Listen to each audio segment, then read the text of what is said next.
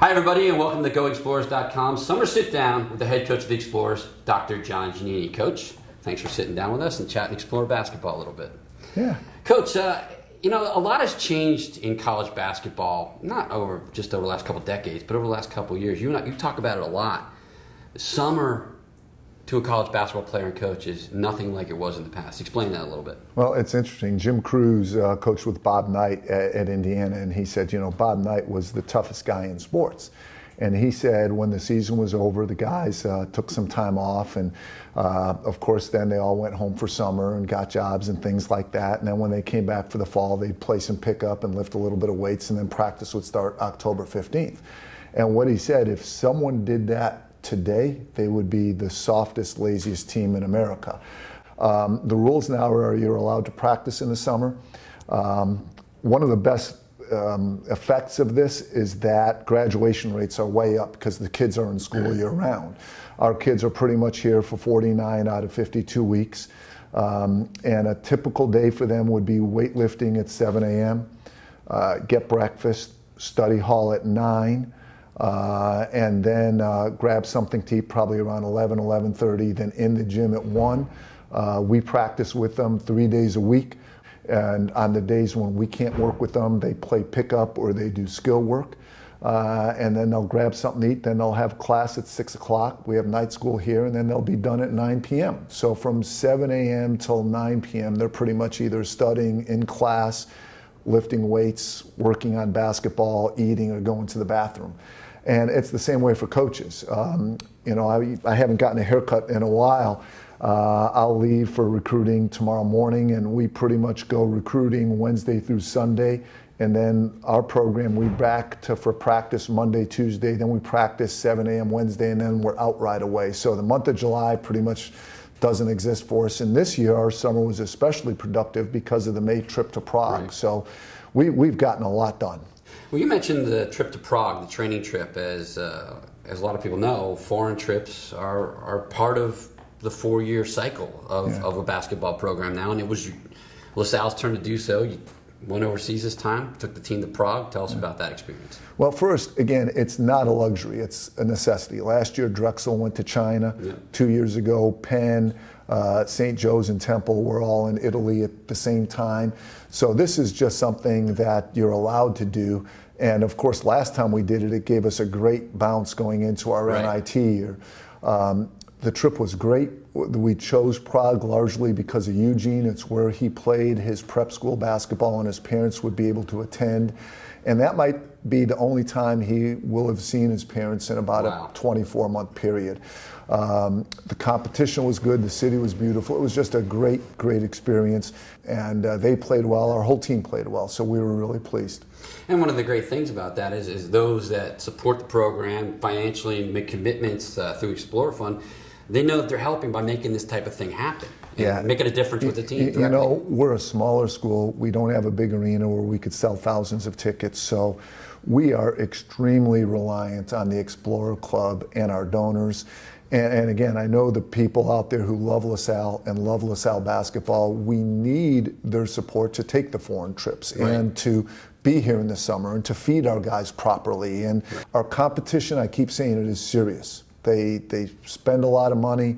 They spend a lot of time and effort trying to get to that NCAA tournament. That's our competition, and I love our loyal Explorer Club members because without them, we frankly wouldn't have a chance. But we do have a chance. We do go on these trips. We are able to recruit. We do go to tournaments, but it is because of the Explorer Club. Got a lot of good early look at the team. Any surprises coming out of that and the rest of the summer workouts? You know what? We saw Eugene and Tony go up against Steven Jarrell every day, so we had a good feel for them. And I probably should have redshirted Johnny Schuler or played him more, but we felt good about him. So there were no really surprises, but one of our returning players has frankly even exceeded my high expectations. Rohan Brown has been a backup for us, did a great job in the NCAA tournament when Steve Zack got hurt and played 14, 15 minutes a game in those 3 NCAA tournament wins.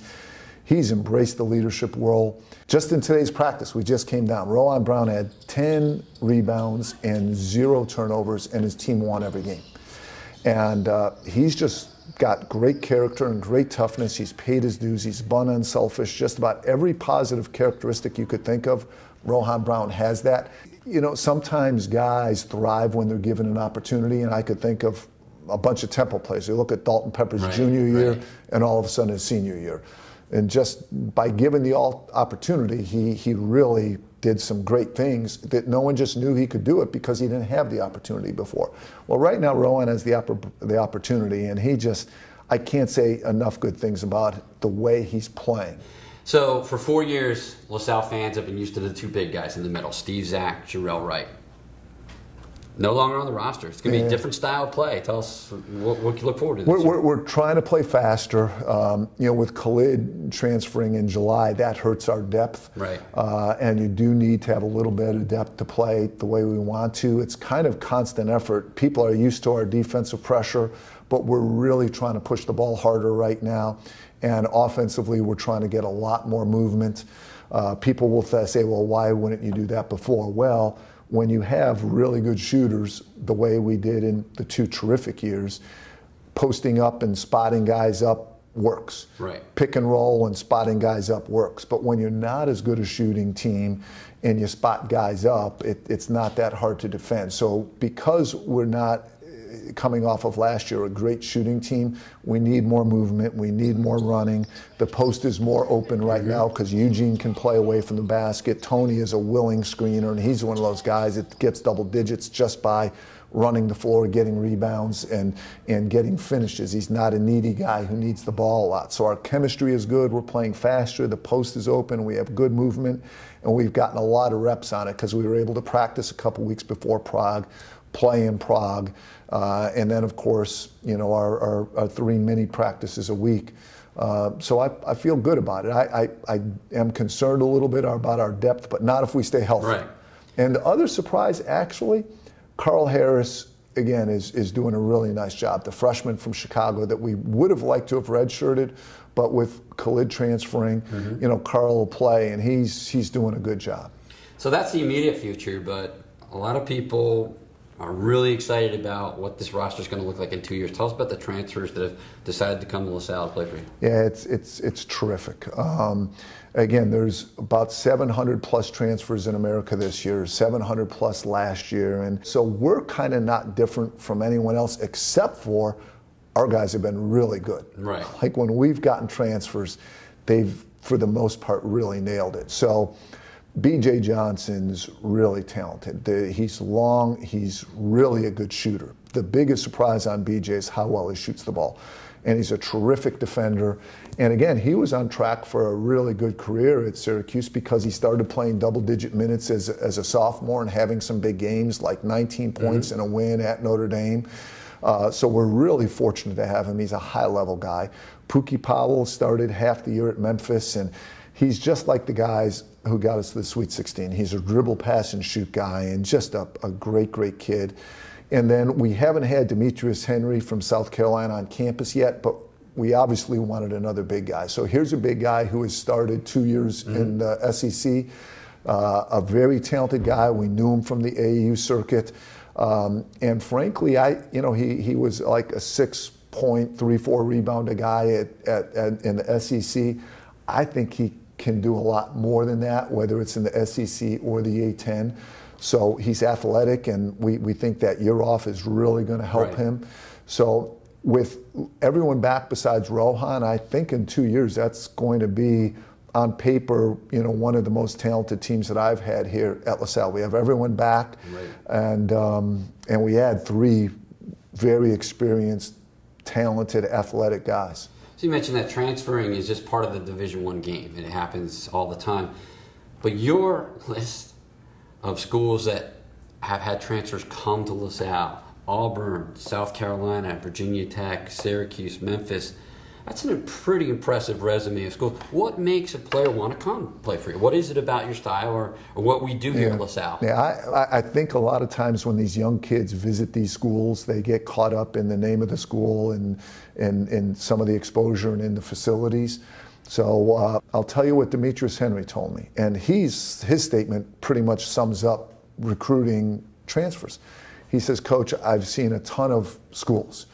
I've played in 60 games. I've traveled to all these places. I took, 7, 8 unofficial visits when I was coming out into college. I took 2 or 3 official visits. He goes, I've seen plenty of colleges.